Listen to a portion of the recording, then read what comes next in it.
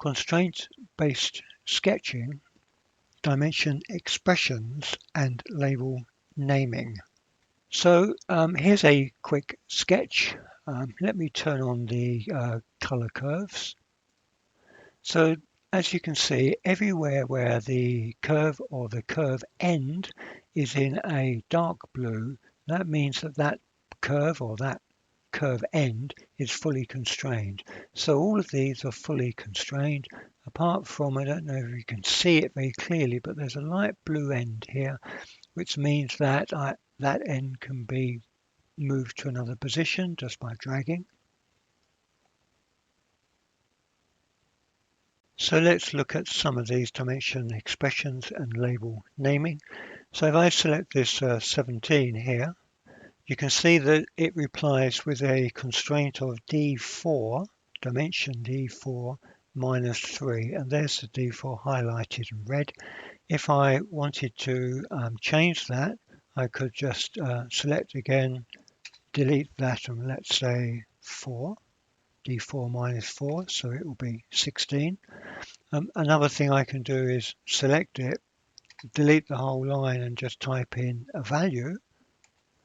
And now it's just a value 15. So if I select it again, you will see that in the value 15, and as an expression, it's only 15.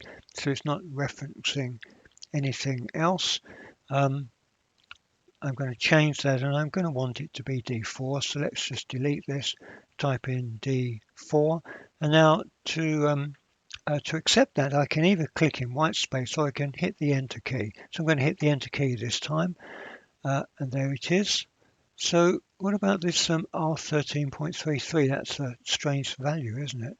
So what that is, that's D1, constraint D1 divided by 1.5. So there's the there's D1, excuse me.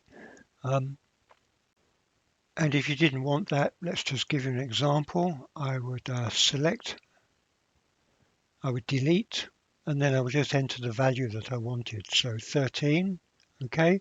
And of course I can just undo that. As normal, I can change these things. Change that to 22 now. You can see that one's updated. Let me undo and redo. See that changed because this value is actually D4 times 2. So upon a selection of a dimension, it is possible to add a label name. So here this is blend 1. Let me actually change this to just blend.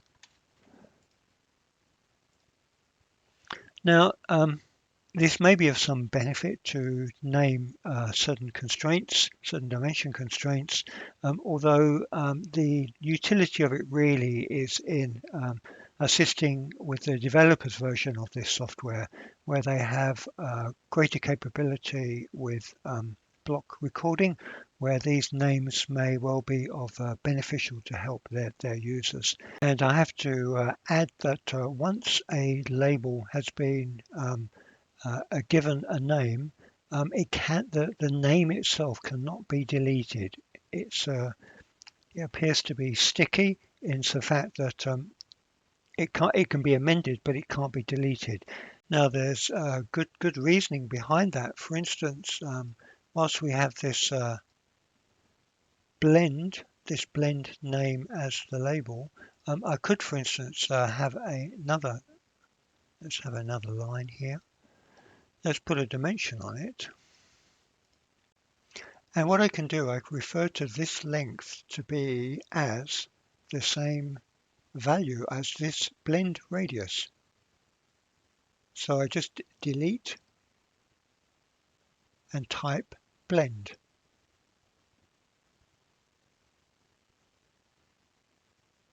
And now it's the same length as the radius. So if I change the radius value to 10, its length changes to 10. And if I select the R10, it still is referring to blend. Blend.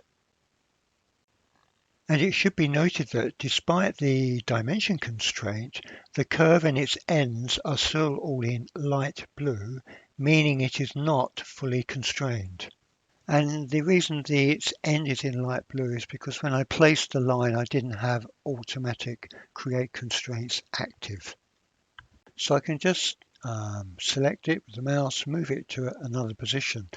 Now, although it's not connected, all of its general properties of expression, label, measurement, and value are all unchanged. So what I can do, I can now select the end point and I can move it to the end point of the other line. If you noticed, it didn't turn dark blue, and that's because I didn't have automatic constraints on again. So let me move that away. Let's change that to on now, and let's do the same thing again. And now that's turned to dark blue, which means it's locked onto the end of the other curve.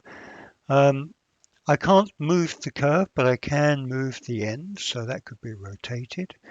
Now, if I added another line, let's go from, so these are on, so let's go to this endpoint, and I'm going to go vertically down to this x-axis, and you can see, I hope you can see anyway, even in the constraint mode, you still get these helpers, geometry helpers that tell you what constraints or alignments are being established when selecting a position. So you can see I have a perpendicular geometry helper sign there. So with that now connected, so let's zoom in. You can see that it's not showing a dark blue, it's light blue. And that's because although it's constrained to this line, it's not a fully constrained point because it can still move around. So I can still take this point and I can drag it around like so. The line is going to be vertical because if I, let's turn on my geometry constraint icons and let's click here, which shows perpendicular and point constraints to the x-axis. But what it hasn't got is a fixed constraint, or it hasn't got a dimension constraint. But what I wanted to show you, let's turn this off again. What I wanted to show you is if I now add a dimension to this line, 18.59, but because this was a D9, this additional dimensional constraint is now D10. So every time you add a dimensional constraint, its label default D number increases by 1.